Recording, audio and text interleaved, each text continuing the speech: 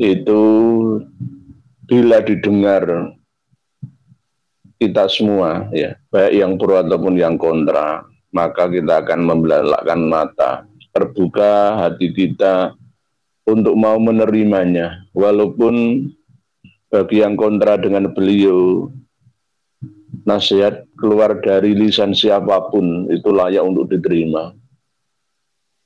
Saya pun akan menerima nasihat beliau tentang itu, yakni jika kita jabarkan nasihat beliau Kang Mas Muhammad Rizik Syihab ke hal-hal yang termaktub dalam kitab Al-Ghuror, dalam kitab Syarhul Ainiyah, dalam kitab Nashra'ur Rawi, dalam kitab Al-Burqah Al-Musyiqah, tentang kehebatan leluhur Ba'alawi, maka hal tersebut untuk saat ini layak untuk dikoreksi. Alias tidak semua apa yang tercantum dalam kitab-kitab tersebut itu benar sesuai dengan kejadiannya, keberadaannya. Kebenarannya tidak bisa mudah diterima. Karena walaupun kita percaya bahwa karomah itu ada, mukjizah itu ada, maunah itu iya, keberadaannya ada, tetapi tidak seperti itu. Karena di dalam kitab-kitab yang memuja-muji leluhur Ba'alawi itu sangat berlebihan. Tidak hanya bertemu dengan Rasulullah SAW pada waktu tidur saja, tetapi pada waktu jaga juga. Secara yaqadhah dan kadang bil manam. Ini yang tidak bisa diterima oleh siapapun. Seandainya Rasulullah SAW masih bisa berkomunikasi, berinteraksi dengan umatnya, maka ketika pelantikan Khulafaur Rasyidin, Rasulullah akan mendatangi peristiwa besar tersebut. Begitu juga ketika pada masa-masa perang Jamal, perang Siffin, maka Rasulullah akan datang menemui istri tercinta beliau Sayyidatina Aisyah radhiyallahu anha, menemui menantu dan keponakan sepupu beliau sendiri yakni Ali radhiyallahu anhu wa karramallahu wajhah. Dan begitu juga ketika terjadi pembunuhan terhadap cucu tercinta beliau Sayyidina Husain bin Ali bin Abi Thalib di Karbala, maka beliau pun akan mendatangi dan sekaligus memberikan arahan-arahan kepada Sayyid Husain bin Ali bin Abi Thalib. Namun itu tidak terjadi. Oleh sebab itu, kita tetap mempercayai bahwa mimpi bertemu Rasulullah itu ada. Ada. Kita tidak menafikannya. Tetapi bagi orang yang pernah melakukan atau bermimpi bertemu dengan beliau Rasulullah, itu jarang sekali untuk menyampaikan kepada ummah. Dia akan merahasiakannya, tidak memamerkannya, karena takut akan riya, pameran, sum'ah, yang bila salah paham, jika disampaikan dengan kurang bijaksana, bisa salah paham. Karena ini bisa menjadi sebuah fitnah, bukan karomah, maka Rasulullah SAW selalu mewanti-wanti kita jangan sampai berdusta dengan sengaja atas nama beliau. Man kadzaba alayya muta'ammidan falyatabawwa maq'adahu minan nar. Barang siapa berdusta mengatasnamakan Rasulullah, mengatasnamakanku, kata Rasulullah, dengan sengaja, maka dia telah membeli tiket masuknya di neraka. alias jelas dijamin masuk neraka, baik dunia sampai di akhiratnya. Oleh sebab itu kita harus berhati-hati, ekstra hati-hati ketika kita menyampaikan mimpi-mimpi. Tidak hanya mimpi bertemu Nabi, tapi mimpi bertemu wali lainnya, bertemu dengan Nabi Khidir misalkan, bertemu dengan malaikat misalkan. Jangan ceritakan kepada orang yang bukan ahlinya. Yang terjadi nanti adalah fitnah, bukan bentuk karomah ya, tapi fitnah. Salah paham, salah memahaminya. Atau justru malah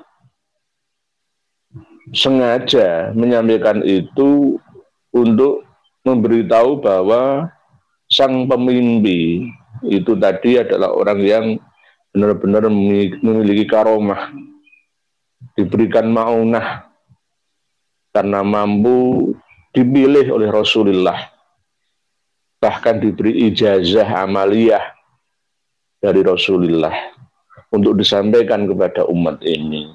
Ya, seperti sholawat hasil karya dari para pengikut tasawuf ya, yang selalu menyandarkan mimpinya, hasil mimpinya kepada Rasulullah Shallallahu Alaihi Wasallam, bahwa sholawat ini itu redaksinya yang menaskeh adalah Rasulullah Shallallahu Alaihi Wasallam. Begitu mudahnya, gitu. Begitu gampangnya. Gitu. Seakan-akan ketika ada suatu perkara yang sulit, maka dengan bermimpi ketemu Rasulullah akan menjadi mudah. Seakan-akan seperti itu. Kadang-kadang ini menjadi problematika kita bersama. Kalau menurut saya, jika yang bermimpi itu orang yang benar-benar alim alamah ya, yang berderajat sikoh, bisa dipercaya ya nggak masalah. Pasti beliau akan bijaksana menyampaikannya, mimpi tersebut. Tapi kadang-kadang mimpi bertemu dengan Rasulullah Shallallahu Alaihi Wasallam itu mengada-ada atau interpretasi darinya, bukan dari Rasulullah Shallallahu Alaihi Wasallam. Cerita-cerita khurafat itu bagian daripada hawa nafsu belaka, supaya umat mempercayainya, dia menyampaikannya itu demi kepentingan tertentu. Ya, termasuk tidak ada bedanya dengan Habib Umar bin Hafid yang seakan-akan secara langsung bukan fil manam tapi fil yaqodoh, dalam kondisi jaga bisa langsung melihat Rasulullah. Tidak hanya Habib Umar bin Hafid, ya orang-orang kita, orang-orang Indonesia ya, ustadz ulama yang ada di Indonesia itu juga sering mengatakan seperti itu terang-terangan ya, tanpa rasa malu, tedeng aling-aling menutupi itu enggak. Terang-terangan menyampaikan saya bahkan tidak hanya film anam, tapi fil yaqodoh, pada waktu jaga, pada waktu normal, enggak pada waktu tidur bermimpi itu tidak. Ini kan aneh lah, aneh itu. Ini yang ditentang oleh Kang Mas Habib Muhammad Rizik Syihab. Namun anehnya beliau tidak mau mengingatkan Habib-Habib yang lain yang gemar menyampaikan khurafat. Termasuk ketika ada khurafat bahwa Rasulullah Shallallahu Alaihi Wasallam itu tawaf mengelilingi Surabaya. Rasulullah itu berada di mimbar Masjid As-Sekab Solo, yang membimbing arah kiblatnya Masjid As-Sekab Solo itu ya Rasulullah. Tidak hanya itu, banyak sekali para habib yang menyampaikan khurafah itu. Tapi Kang Mas Habib Muhammad Rizik Syihab belum terbuka untuk menasihati mereka yang suka menceritakan khurafat kepada muridnya, jemaahnya. Ini yang patut kita sayangkan. Kadang manusia dalam kondisi keadaan tidak mencerdaskan umat, dibumbu-bumbui, ditambah-tambahi sendiri. Bahkan tokoh yang paling utama di Indonesia ini sering sekali selalu berkata berdasarkan mimpi ketemu dengan Rasulullah dengan menyampaikan wasiat-wasiatnya. Seakan-akan hadis Nabi yang tertulis dalam kutubus sittah, kutubus tis'ah itu tidak berguna, seakan-akan gitu loh. Seakan-akan mimpi-mimpi itu bisa mengalahkan wahyu ilahi. Lah ini kan yang perlu kita fahami ya, kita teliti, kita sadari bersama. Kadang juga saya itu juga heran gitu loh ya, heran. Kok begitu mudahnya, beraninya lah menyandarkan mimpi-mimpinya dengan Rasulullah SAW. Padahal itu hasil karya penemuannya dari bicaranya hawa nafsunya itu. Kok menyandarkan itu pada nabinya itu, karena saya itu heran. Berani-beraninya, padahal ancaman man kadzaba alayya muta'ammidan falyatabawwa maq'adahu minan nar itu jelas. Jelas. Tidak takut ya kepada Rasulullah SAW. Tidak takut kepada Allah Subhanahu wa taala. Tidak takut dosa. Tidak takut neraka. Begitu manisnya ya. Semangatnya tanpa beban rasa dosa,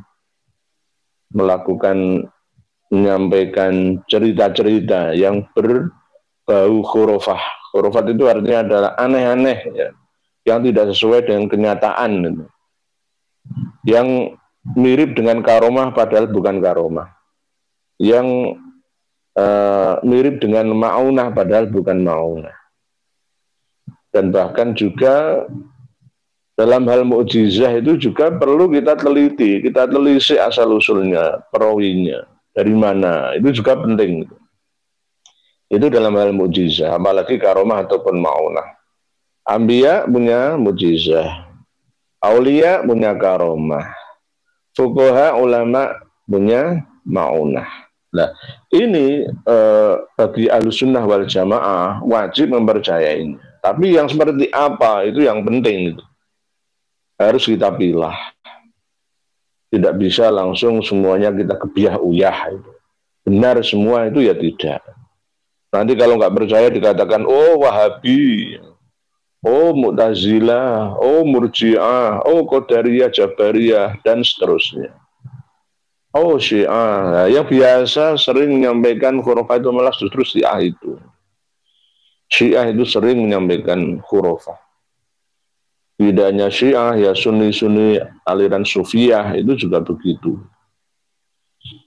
Jadi kita harus cerdas, cerdik dan pandai dalam menerima informasi, cerita-cerita dari siapapun, ya, dari siapapun. Kalau tidak sesuai dengan Al-Quran hadis ya, ijma' qiyas ya, maka tanggalkan saja.